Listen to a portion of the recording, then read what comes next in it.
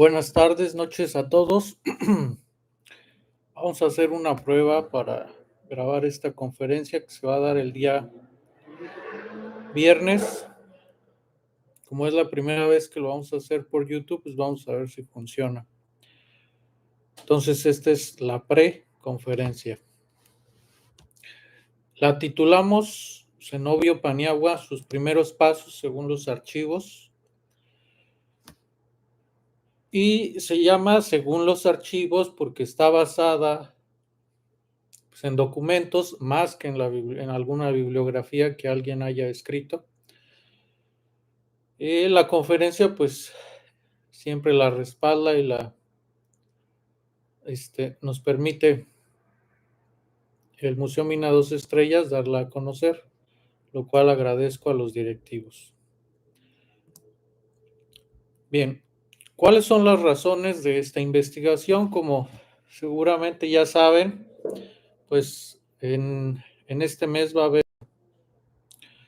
una serie de representaciones, interpretaciones, y al festival se le llama Zenobio Paniagua en memoria de un personaje que es natural del pueblo de Tlalpujahua, Michoacán. Entonces, al tener este evento, pues es preciso dar a conocer quién fue este personaje, y es por eso que vamos a hacer esta conferencia. Muy bien.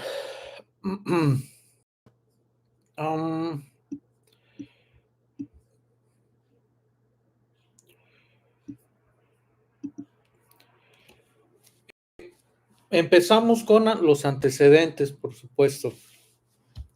El apellido Paniagua en Tlalpujahua, pues lo localizamos desde principios del siglo XIX en una partida de bautismo muy peculiar, donde salen ciertos personajes famosos localmente en Tlalpujahua, quizás en Michoacán, ya que es la partida de bautismo de una niña de nombre Inés Ramona, que se presume es española, una española criolla, donde los padrinos de bautismo fueron Rafael López Rayón y doña Teresa López Rayón, hermanos de Ignacio López Rayón, nuestro héroe de la independencia, y Rafael, también un héroe del Tlalpujahua. Entonces, desde esta fecha encontramos este apellido, quizás no la familia Paniagua del compositor, pero es lo más lejano que pudimos encontrar, la fecha más lejana que pudimos encontrar en los archivos de Tlalpujahua.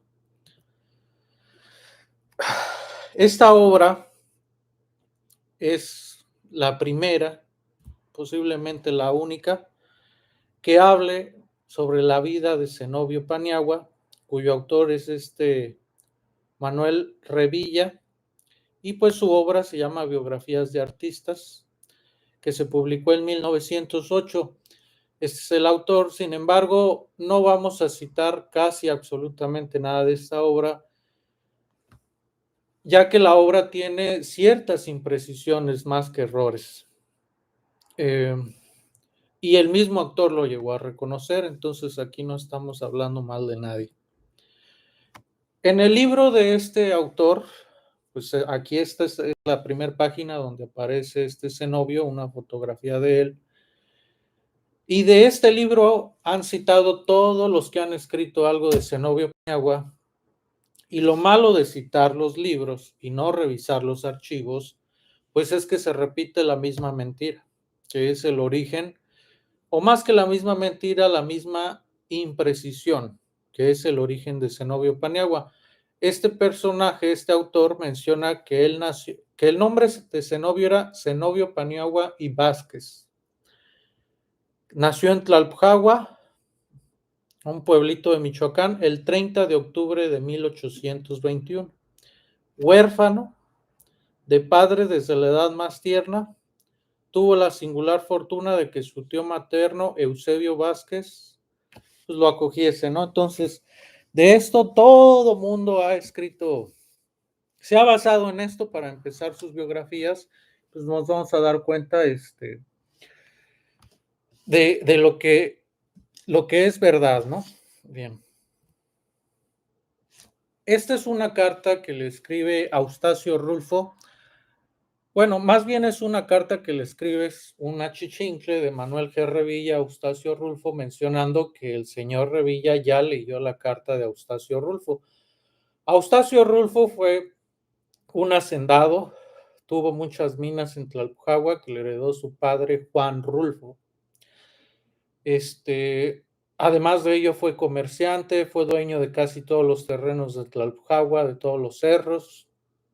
Fue muy rico y le interesó la historia de Tlalpujahua y de sus personajes destacados, entre ellos la familia López Rayón, la familia López Aguado, la familia Somera, su propia familia. Entonces tenía bastantes elementos y los archivos en la mano para corregir autores como esta persona. Y él le contesta, o más bien su achichincle, que en una próxima edición de su libro se van a corregir esos errores y lo malo fue que nunca se volvió a hacer esa reedición. Entonces aquí está la prueba de eso. Cuando hablamos de un personaje o queremos escribir o investigar de un personaje, a donde tenemos que ir primero es a los archivos. Este es el archivo de la parroquia de Tlalpujahua que me permitieron ojear, investigar, meterme por ahí hace un año. Entonces el cura párroco Rogelio Rivera Piña, si no mal recuerdo sus apellidos, sino que le pido una disculpa, pues me permitió. Y entre tantas cosas que traté de encontrar, pues pudimos hallar la partida de bautismo de Zenobio Paniagua. No sabíamos qué íbamos a encontrar y obviamente basándonos en lo que menciona este hombre, o 30 de octubre de 1821, pues vamos a buscar en este archivo. Buscamos en esa fecha y pues obviamente no encontramos nada. Seguí buscando el mes siguiente, el mes anterior y no había nada.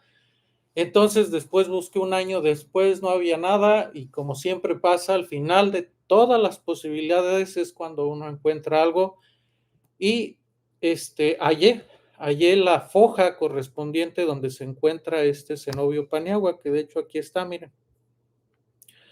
Foja 123 dice ahí, ¿verdad? O 323 frente.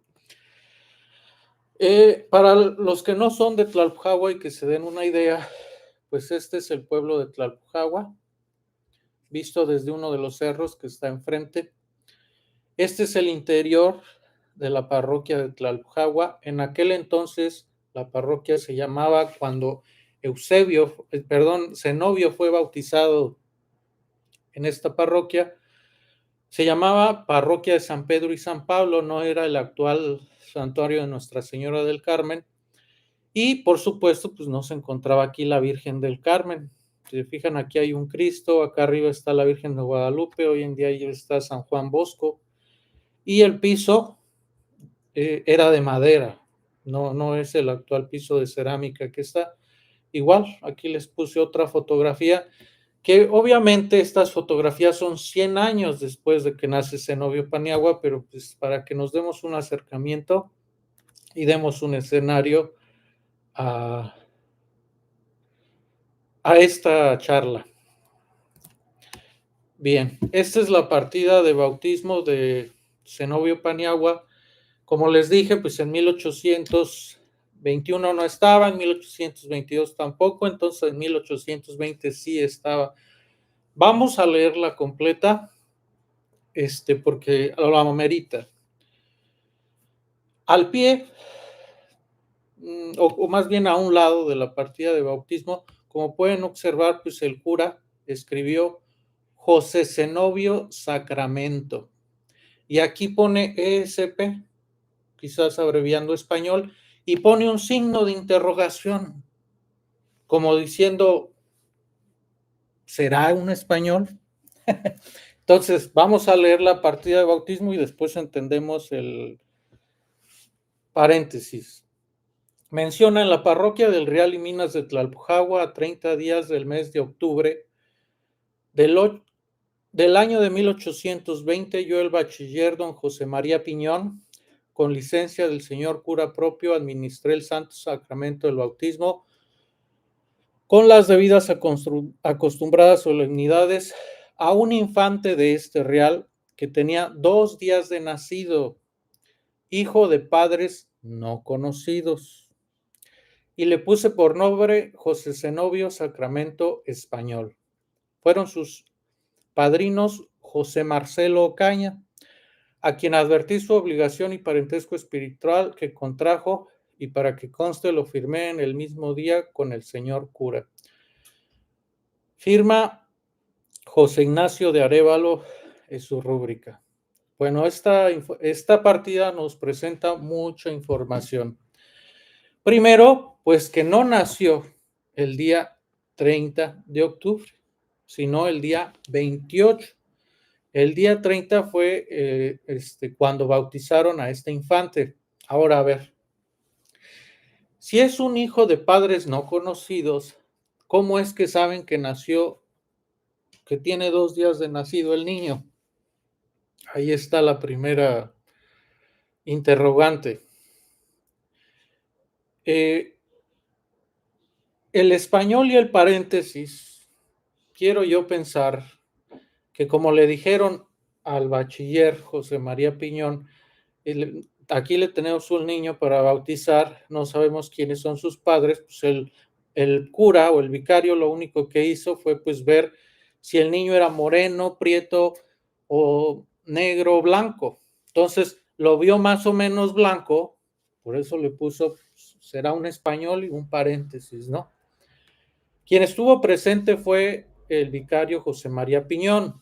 Quien firma la partida de bautismo es el cura párroco, que fuera José Ignacio de Arévalo, que tiene toda una historia este personaje de acá, porque pues él bautizó a gran parte de los hijos de los hermanos López Rayón, casó a Ignacio López Rayón y a otros de sus hermanos, pero este hombre no fue afecto al movimiento insurgente, fue un adicto al rey y una persona de arregladas costumbres, mencionaba el obispo de aquel entonces. Seguimos. Esta fotografía que ven aquí, el autor es ahorita no me acuerdo el nombre, se apellida Morales, hijo de la maestra Morales, de la Vicenta Morales, es el bautisterio de la parroquia. Entonces, seguramente aquí fue bautizado Zenobio Paniagua. No se encontraba en 1820 esta pintura de aquí, porque esto lo pintó el artista Ramón Romero Horta, familiar de Joaquín Horta Menchaca, quien pintó el interior de la parroquia de Tlalpujahua. Entonces este es el bautisterio donde posiblemente fue bautizado Zenobio Paniagua. Y debo mencionar que yo no fui la primera persona en encontrar esta partida de bautismo. De hecho, yo la pude encontrar gracias a los apuntes de Eustacio Rulfo, que resguarda la Universidad de Princeton, aquí en Estados Unidos. Y si se fijan, Zenobio Paniagua, a pesar de que era muy rico, tenía muchos negocios, fue presidente municipal de Tlalpujahua en 2 ocasiones, le gustaba la historia, entonces investigaba, hacía apuntes, y gracias a que él encontró y transcribió la partida de bautismo de Zenobio Paniagua, es que yo la pude encontrar. Entonces, él es el primero que la encontró, y de hecho era familiar de Zenobio Paniagua. Más adelante lo vamos a explicar. Muy bien.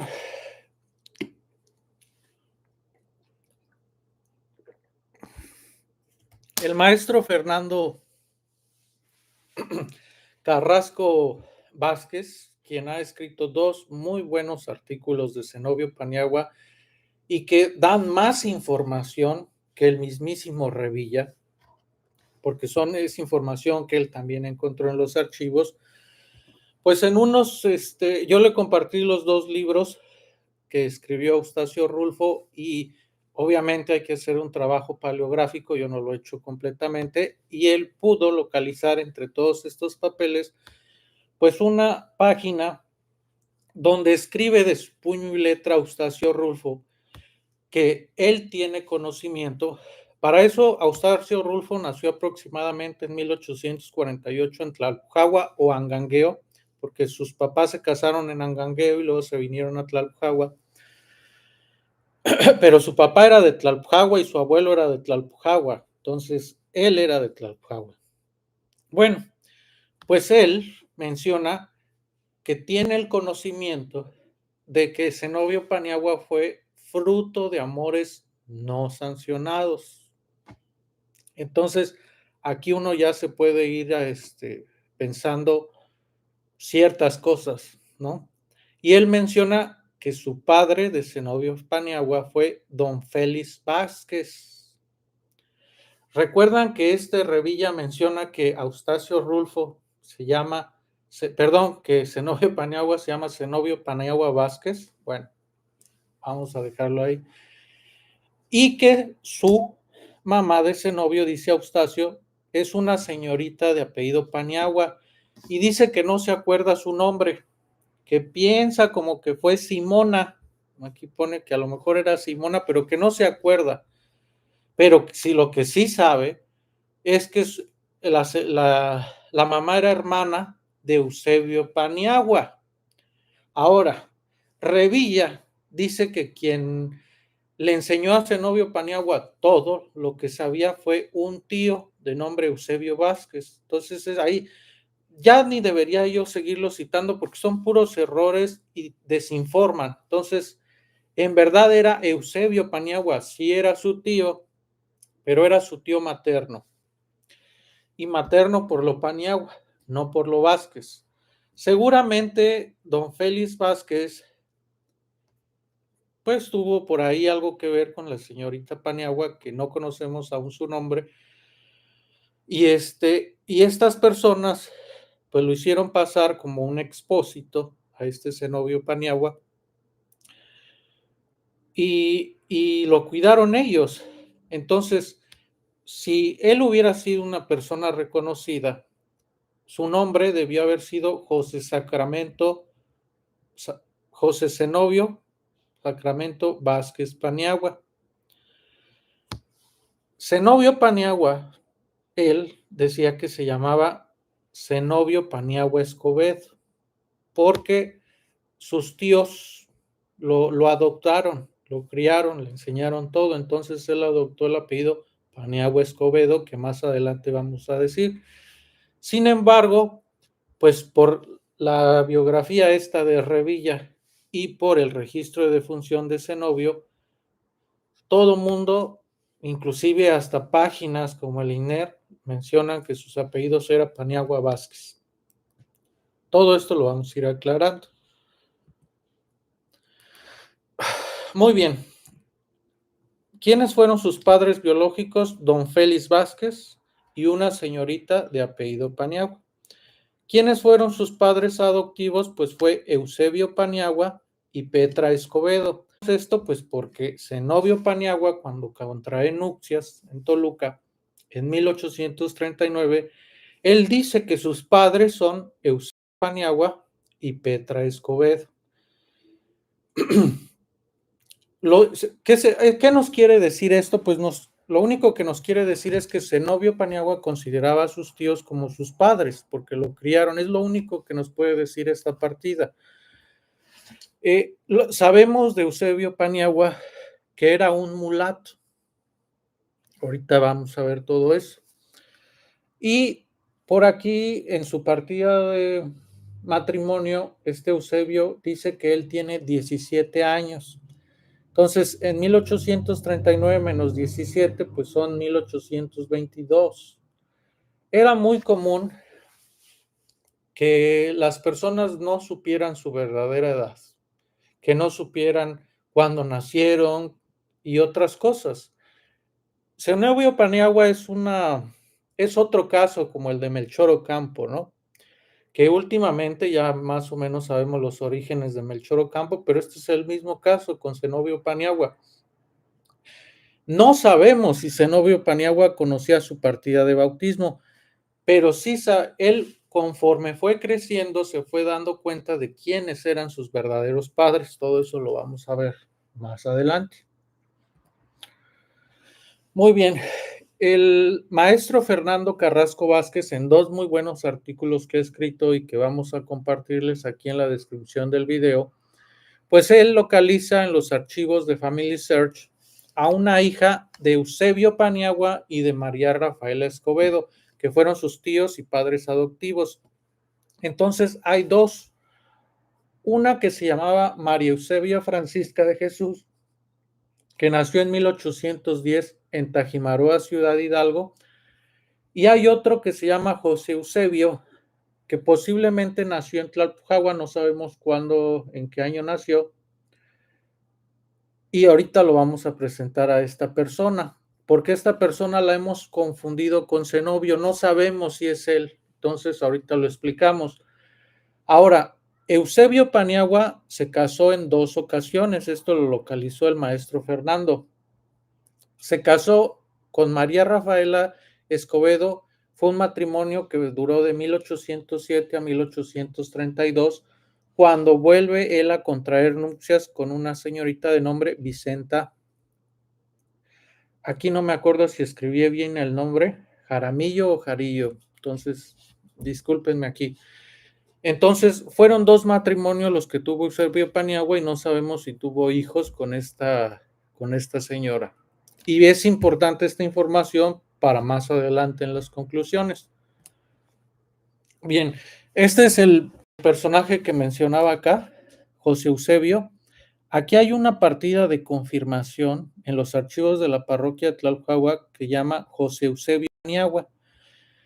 Y curiosamente, en 1829, si fuera este Eusebio, él tendría 9 años. 9 años a hacer la confirmación, ahorita la verdad no sabría decir si corresponde. Normalmente, pues en Tlalpujagua, cuando uno va en tercero de primaria, suele hacer su confirmación, si es católico, y no recuerdo a los cuántos años hacen su confirmación.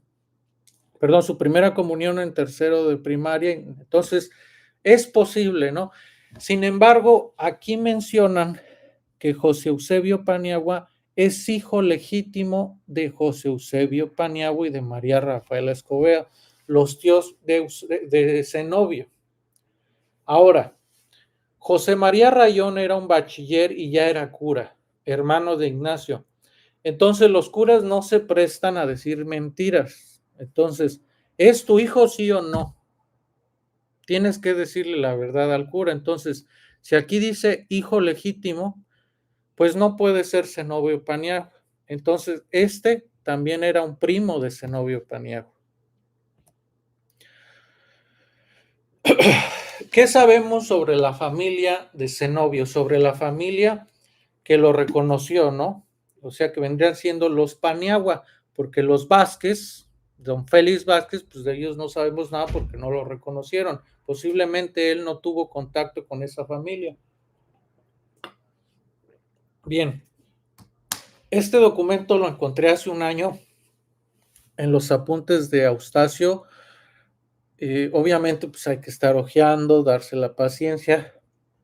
Y curiosamente, fíjense lo que dice.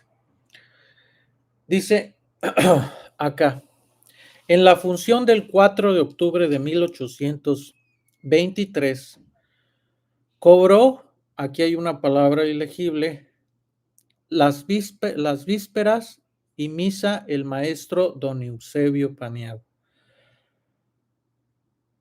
En favor y gracia. 12 pesos le pagaron por pues por dar una misa, ¿no? Por dar una misa el 4 de octubre. Todo mundo sabe que el 4 de octubre pues es el día de San Francisco de Asís y en Tlalpujagua tenemos un convento franciscano. Entonces, esto lo sacó don Eustacio Rulfo del convento franciscano porque el bisabuelo de Eustacio Rulfo está enterrado en la bóveda de Tlalpujagua, entonces él fungió tuvo un cargo honorífico ahí en el convento, ayudaba a hacer las cuentas, se entretenía, pues. Entonces, ¿qué nos dice esto? Pues que desde 1823 Eusebio Paniagua que no era de Tlalpujahua, su tío. Él había nacido en 1789 en Acámbaro, Guanajuato. Solo sabemos por el maestro Fernando, que localizó su partida de bautismo. Y pues aquí cobra por tocar una función de vísperas y misa en el convento de Tlalpujahua. Casi 3 años tendría Zenobio Paniagua, pues cuando su tío trabajaba o seguía trabajando en el convento. Eusebio Paniagua llegó a Tlalpujahua aproximadamente en 1818, y eso lo sabemos porque en su segundo matrimonio, que también localizó el maestro Fernando, él dice cuánto tiempo lleva viviendo en Tlalpujahua, y pues haciendo las cuentas da 1818. Para darles un esta imagen, pues la repito en muchas conferencias, pero pues es la única que tenemos y es la más cercana a la realidad. Esta es una, publicado en 1829, cuyo autor es una mujer, y pues nos da pues un escenario de la segunda década del siglo XIX en Tlalpujahua. Entonces, esta es la cabecera municipal del pueblo, y es así como se encontraba el municipio cuando Zenobio Paniagua vivía en su niñez. Podemos, además de esta imagen, podemos saber cómo era Tlalpujahua en aquella década, ya que Joseph Burckhardt, un ingeniero, si no mal recuerdo, metalúrgico, que hizo hasta un doctorado en esa misma área, pues trabajó en Tlalpujahua en estos años que ven aquí, miren, 1825, y de hecho fue dueño de un socavón, trató de explotar la mina Mártires, que está en el barrio de Zapateros, y publicó este libro allá en Alemania, está en alemán, y como pueden ver, pues aquí dice Tlalpujahua. Entonces, ya este libro lo han traducido al español, y él menciona, Joseph Burckhardt, cómo es Tlalpujahua en 1825. 5 años tendría Zenobio Paniagua, y pues vamos a leerlo. Dice, la mayor parte de las casas estaban muy decaídas, 1825, y las minas casi todas en ruinas y abandonadas, pero pronto se reedificaron las unas y se habilitaron las otras, de suerte que al cabo de poco tiempo ofrecía a la población, por el aspecto de sus calles anchas, cortadas en ángulo recto, sus amplias plazas, sus grandes habitaciones escalonadas, en la falda del Cerro del Gallo, sus 2 iglesias mayores, su convento de San Francisco y su parroquia, una vista muy risueña y alegre que se realzaba por los altos cerros enfrente y detrás del pueblo, y a corta distancia de él cubierto por la mayor parte de verdes bosques, en que se abundaban las maderas necesarias para la construcción y para la fortificación de las minas. Pues para los que no conocen Tlalpujahua se encuentra situado en las faldas de un cerro, que hoy se le conoce como Cerro del Gallo, anteriormente se le conocía como Cerro Coronas. Y pues si tú vas hacia enfrente, hacia los lados o hacia atrás, tienes más cerros. Y en esta imagen pareciera que todo está deforestado, pero no. Simplemente pues, no pudo dibujar tantos árboles, pero aquí Joseph Burckhardt nos dice que hay bastante madera a tal grado de que se utiliza en todas las minas del pueblo. Entonces, ya tenemos el escenario, ya tenemos la descripción, vamos a seguir hablando del personaje. Muy bien, pues como les comentaba Eustacio Rulfo, pues menciona que Eusebio, que tenía el mismo apellido, Paniagua, tío materno, y que su oficio que tenía Eusebio Paniagua en Tlalpujahua era que desempeñaba el coro del convento franciscano de Tlalpujahua. También menciona, este es el mismo archivo con la mano de Eustacio, y aquí ya mecanografiado, porque lo dio a conocer en una biografía que publicó en un periódico.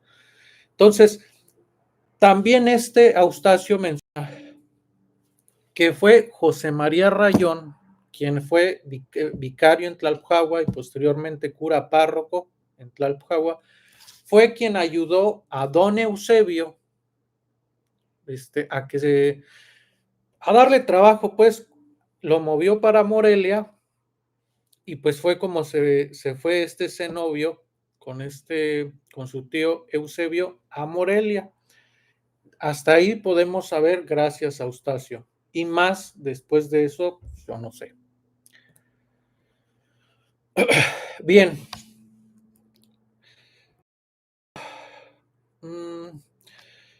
Crece este cenobio y como todos han escrito, pues su maestro fue su tío, su papá, pues es lo mismo y es la misma persona, es este Eusebio.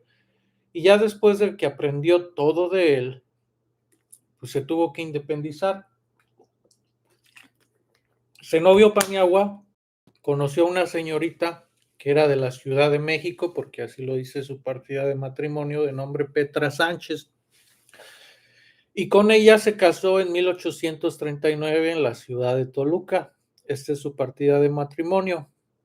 Como les mencioné, pues él menciona que tiene 17 años, en verdad tiene 19. Vamos a ver, se casó en agosto.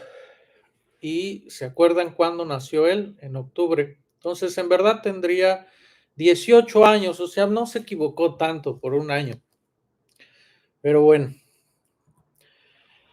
¿Cuántos hijos tuvo? Pues como las familias de antes se casaban y al año tenían su primer hijo. Vean, 1830 se casan y su primer hijo nace, su primera hija nace en 1840.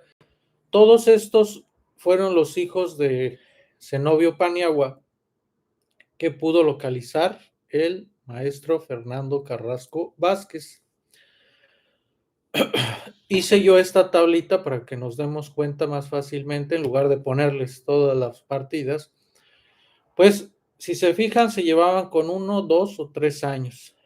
En 1840 nace María de las Nieves Ana en Toluca y a los 2 años nace su primer hijo varón, Pablo Manuel Porfirio, y todos los demás nacen en la Ciudad de México. Si se fijan, la mayoría se lleva 2, 2, 3, 2, 2, 2 años. Entonces, todos estos fueron los hijos que tuvo Zenobio Paniagua en Toluca y la Ciudad de México. Recuerden mucho a esta niña de aquí, miren, María de las Nieves Ana. Más adelante la vamos a mencionar. Bien, el maestro Fernando Carrasco, en los 2 artículos que vamos a poner aquí en la descripción de este video, pues él encuentra todos los periódicos que tiene escaneado la Hemeroteca Nacional de la UNAM, en la UNAM, y con eso es que hace estos artículos muy buenos. Entonces, yo no quise, bueno, para dar esta conferencia quise darles algo original. Entonces, aquí yo les voy a presentar también todos los archivos hemerográficos, pero que están aquí en Estados Unidos, que posiblemente algunos se repitan con los que están en la hemeroteca de la UNAM.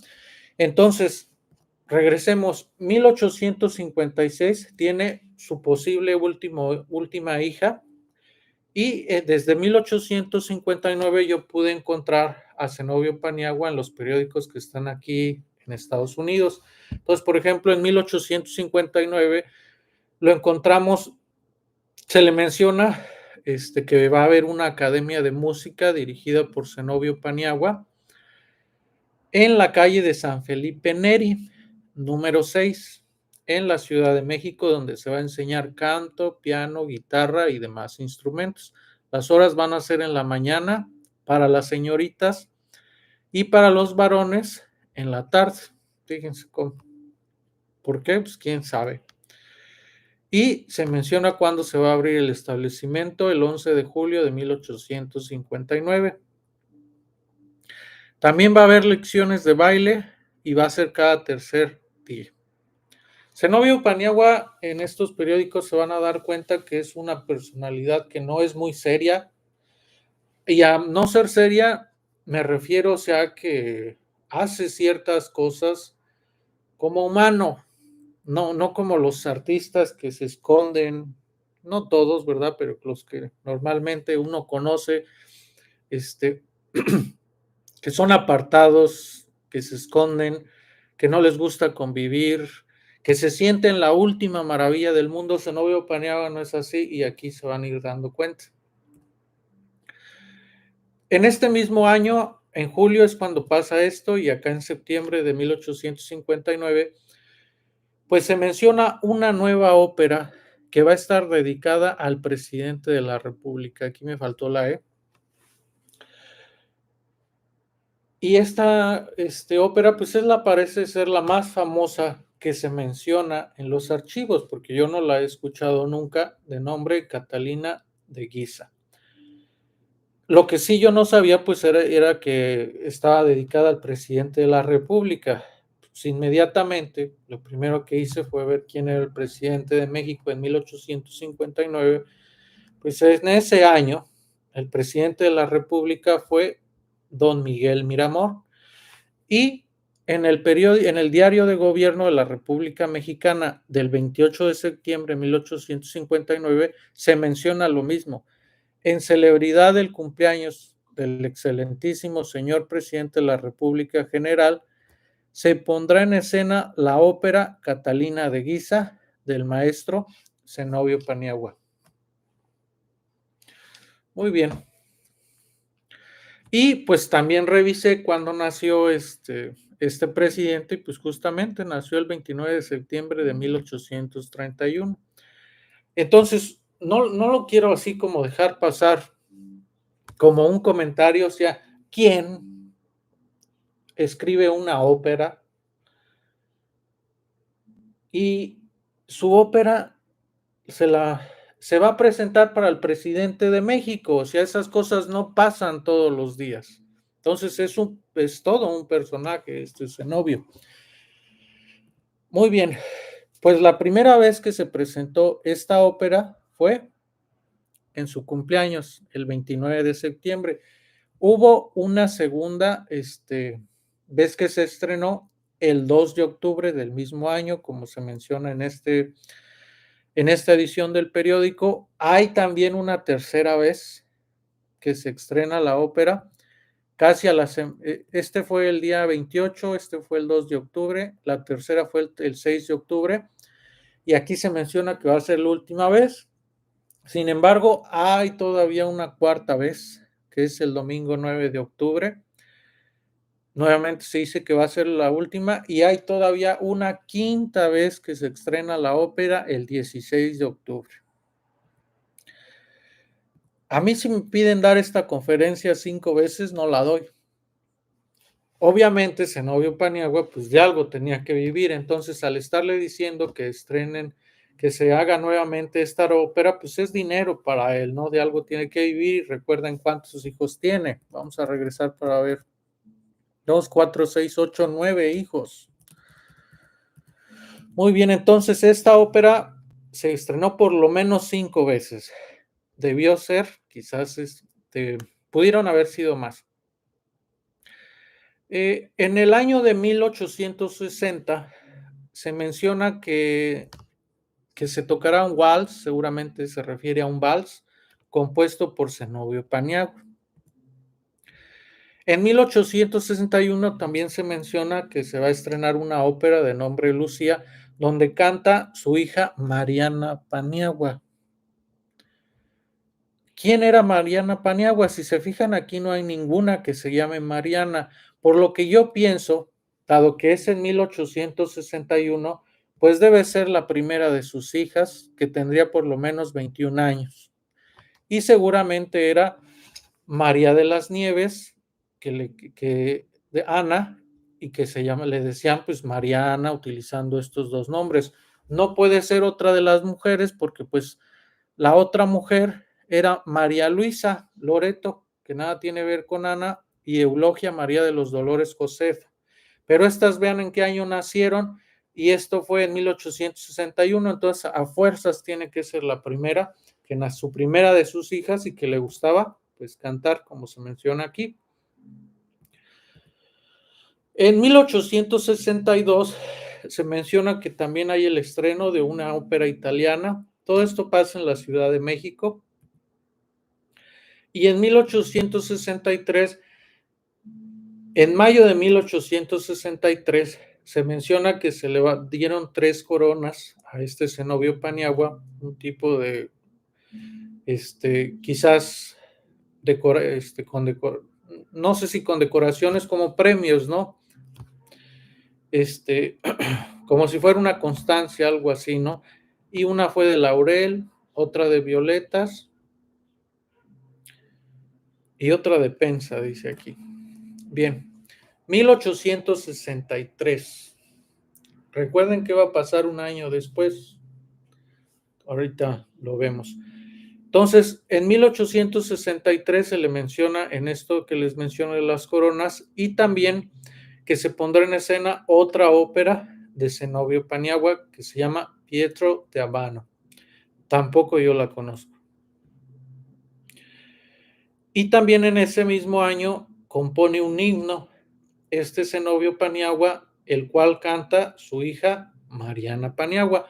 Aquí dice que nada más es su hija quien lo canta, pero pues es esta Mariana por lo que mencionamos anteriormente. 1864.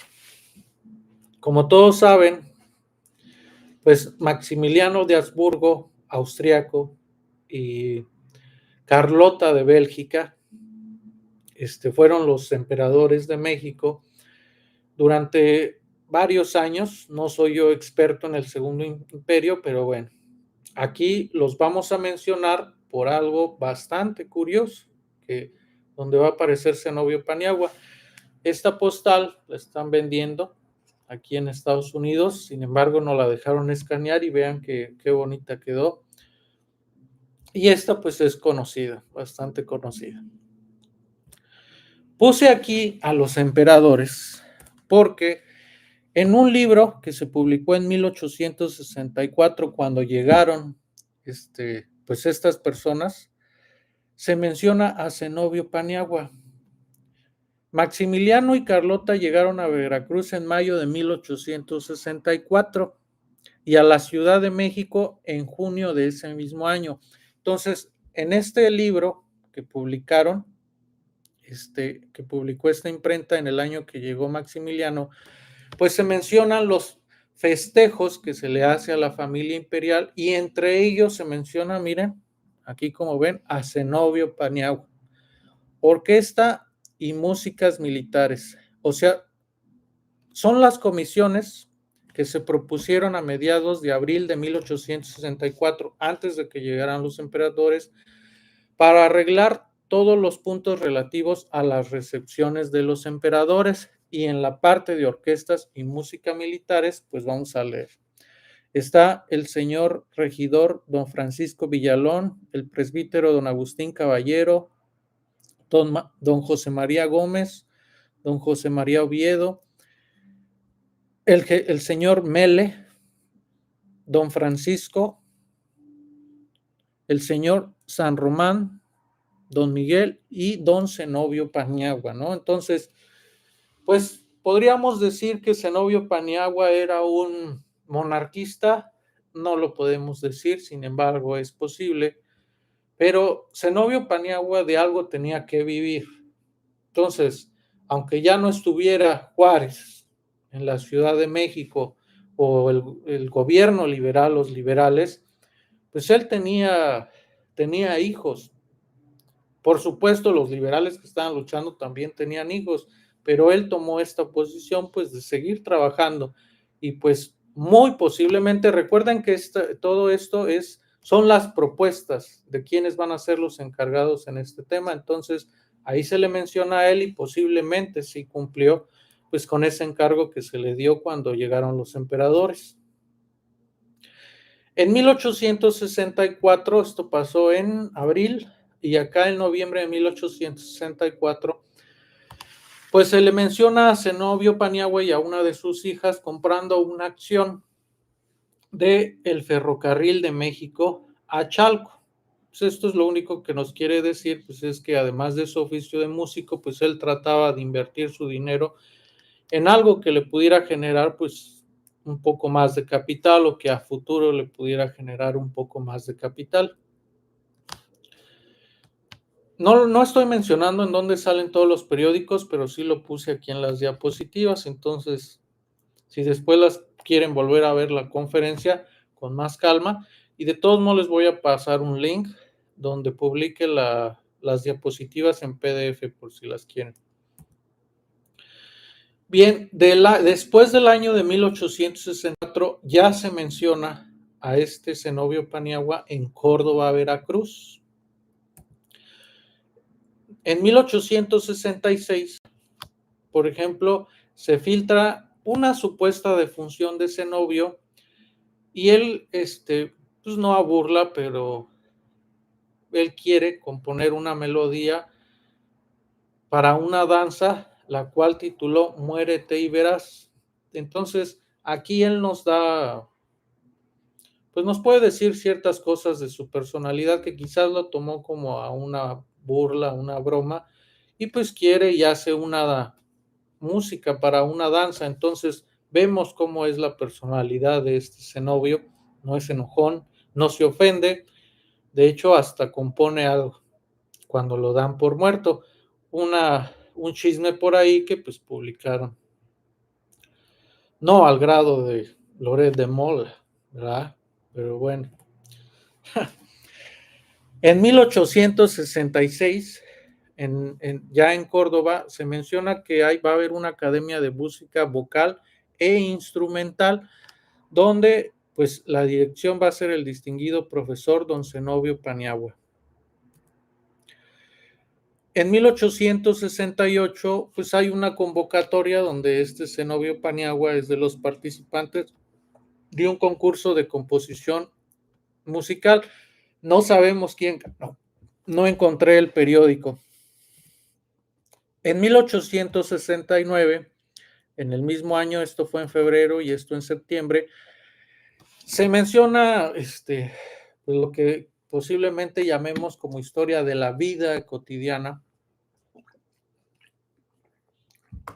Ciertos muchachos en la costa de Veracruz dieron una serenata en la playa para las señoritas de la capital de Veracruz, y pues quien se encontraba en la dirección de esa serenata en la playa pues fue el señor Paniagua.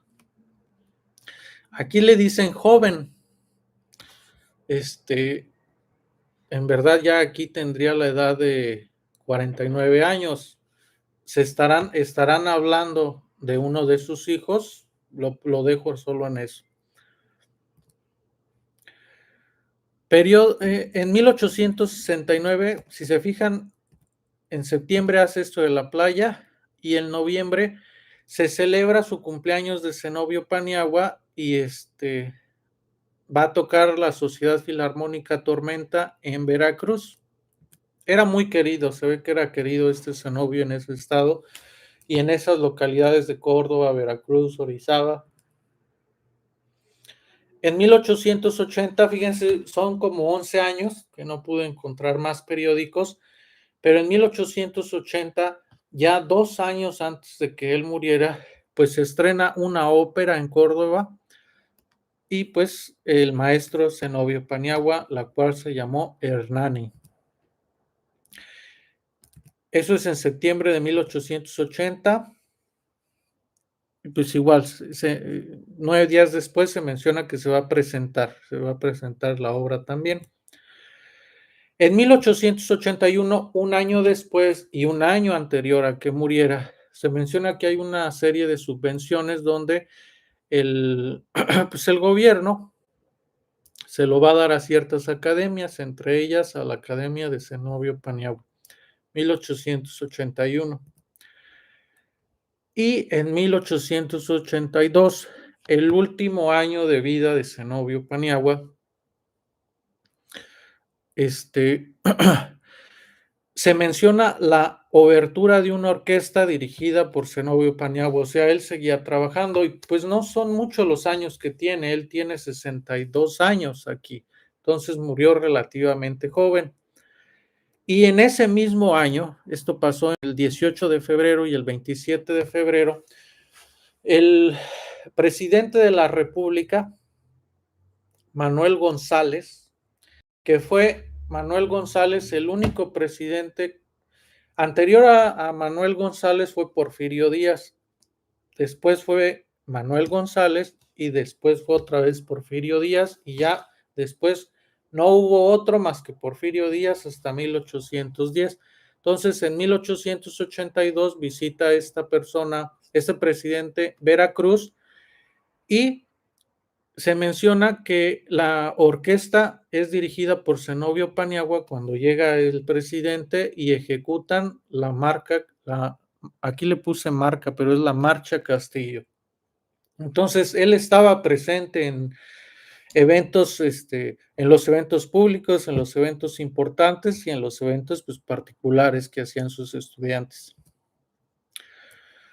Muy bien, la partida o el registro de función de Zenobio Paniagua no lo pude yo encontrar en los archivos de Family Search, que son los archivos que escanearon los mormones.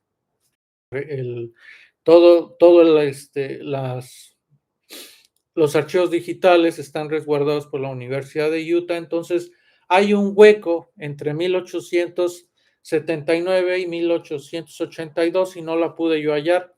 Sin embargo, el maestro Fernando Carrasco Vázquez me la hizo el favor de proporcionármela, que a su vez a él se la proporcionó la doctora Aurea Maya. Es bien importante esta información porque de aquí vamos a sacar la última conclusión acerca de los orígenes de Zenobio Paniagua. La vamos a leer. Libro de funciones, 1882, Registro Civil de Córdoba, Veracruz.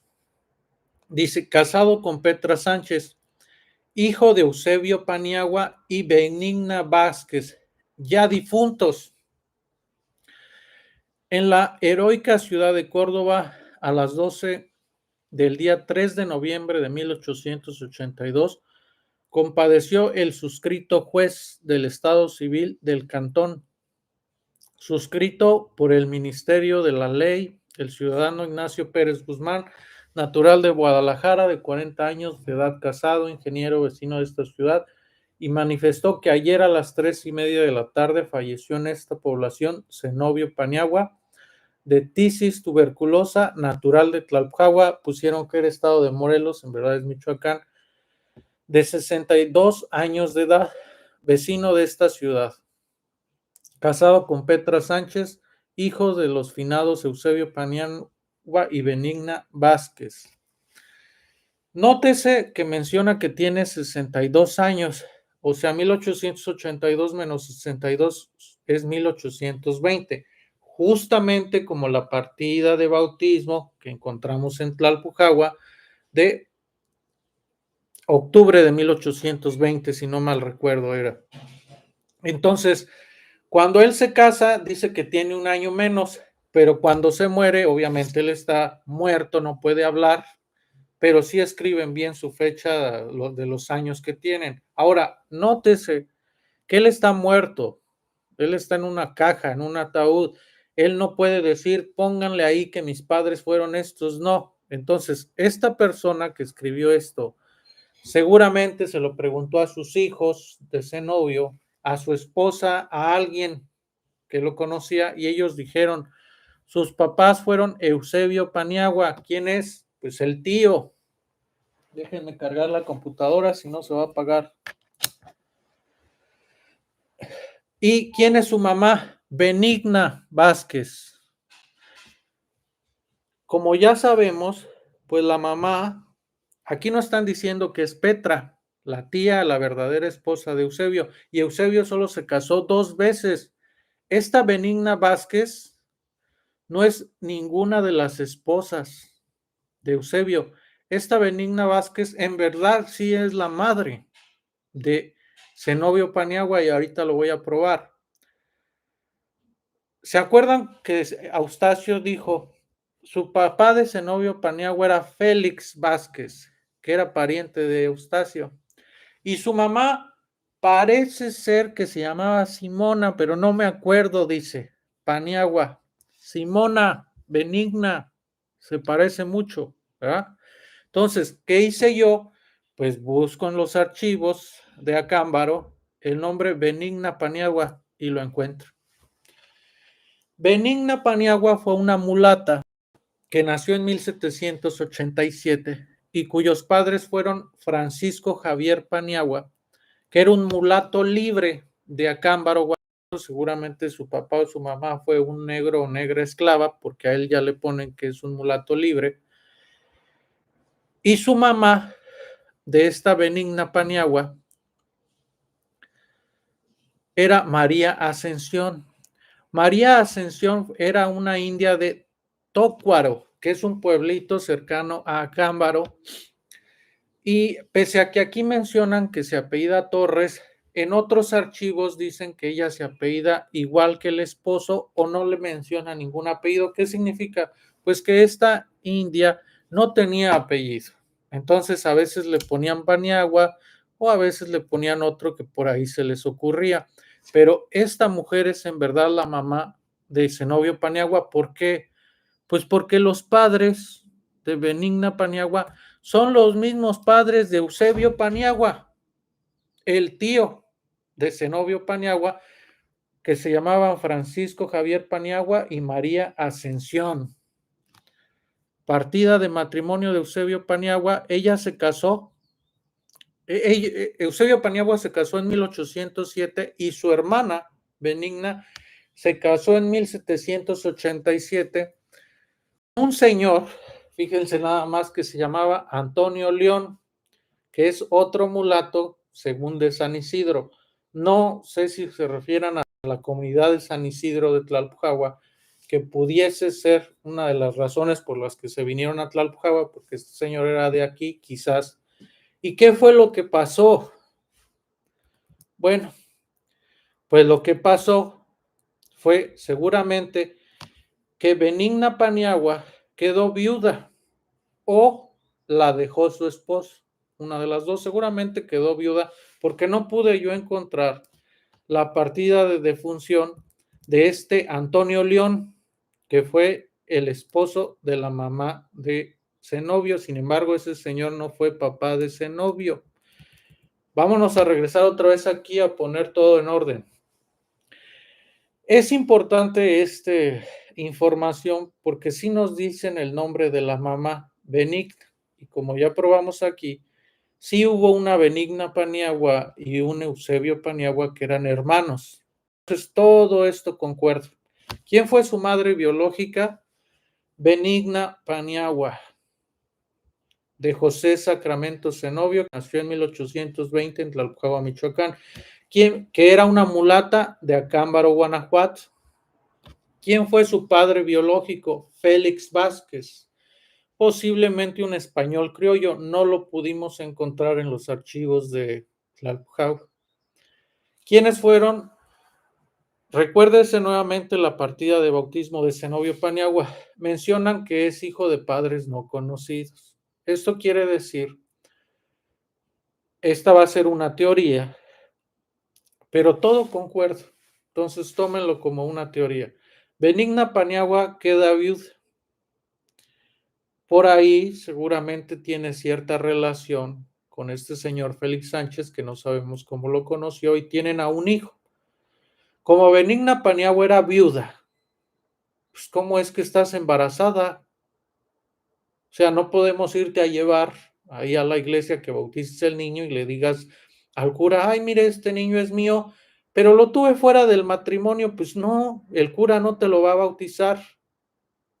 O te va a regañar o sabe tú lo que va a pasar. Entonces, además, acuérdense que estaba como cura párroco José Ignacio de Arévalo, que lo describían como un hombre de acostumbradas, ¿cómo lo menciona el obispo? Un hombre de arregladas costumbres. Entonces, lo hicieron pasar como un expósito. Su padrino fue Marcelo Ocaña y ellos lo acogieron. Y Eusebio, Zenobio Paniagua, sí sabía quién había, porque de qué otra forma estas personas, sus hijos o este señor, iba a saber que la mamá se llamaba Benigna. Entonces, Esto se los dejo aquí. Necesitamos comprobarlo. Yo diría que ya está comprobado con todo lo que les he contado aquí. Y bueno, en 1883, ya para casi terminar, al año de que muere este cenobio, bueno, él murió en noviembre de 1882 y en enero de 1883 hay unas honras fúnebres donde se menciona que todos los profesores de música de la capital se preparan para tomar parte en esta solemnidad fúnebre. O sea, no fue algo que se dejó pasar así nada más.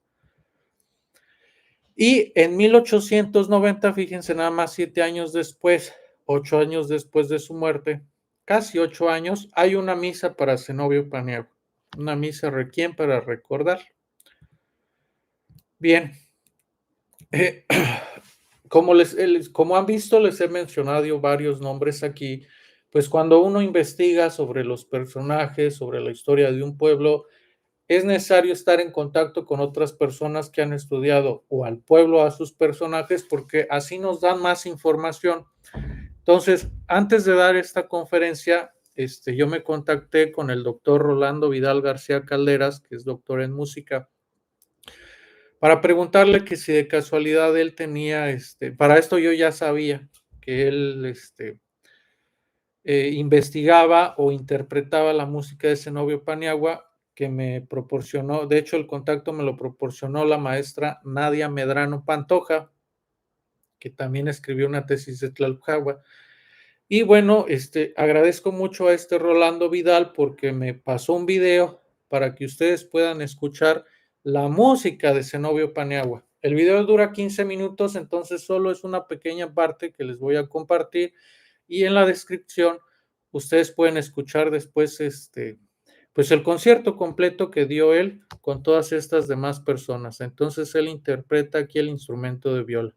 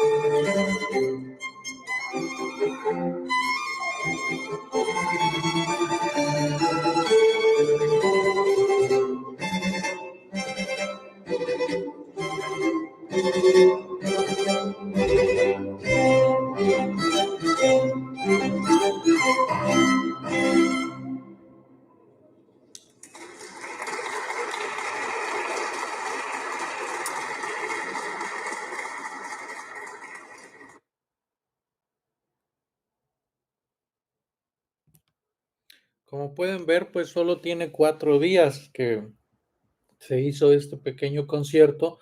Entonces, la música está bastante bonita, no aburre. Entonces, es un acercamiento a este personaje que es la razón por la que lo estamos estudiando, pues porque destacó. Destacó en su ramo, en su música.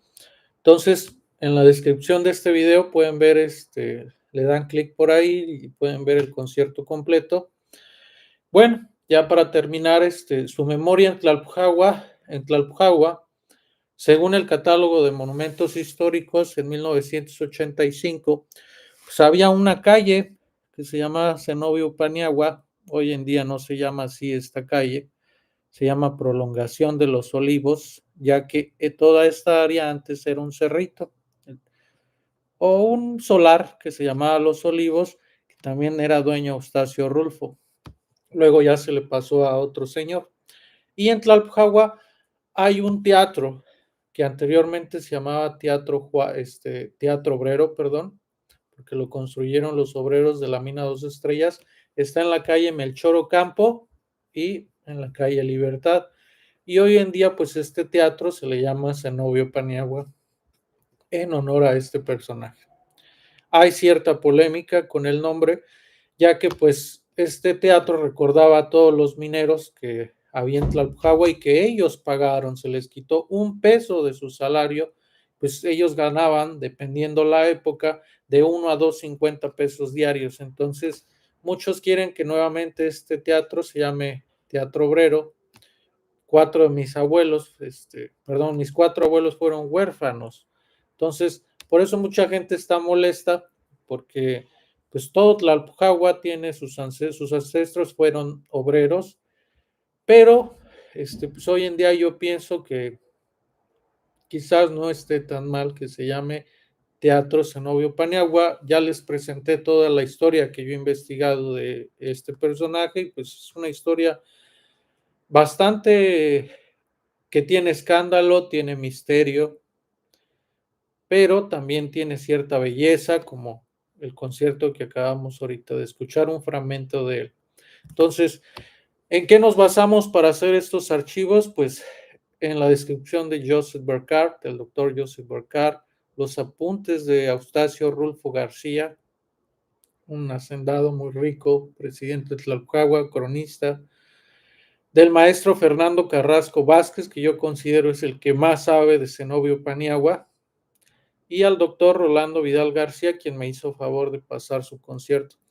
Toda esta conferencia pues, está basada en los archivos parroquiales de Tlalpujahua, de Acámbaro, el archivo del Registro Civil de Toluca, el archivo del convento franciscano Tlalpujahua, que alberga la Universidad de Princeton, aquí en Estados Unidos, y todo el contenido hemerográfico que les presenté, pues es del Center for Research Libraries, que es el Fondo Periódicos Mexicanos Independientes y Revolucionarios, así como la hemeroteca de la Biblioteca Nacional de España, que ya está digitalizada. Entonces, hasta aquí termino la conferencia. Espero les haya gustado y muchas gracias.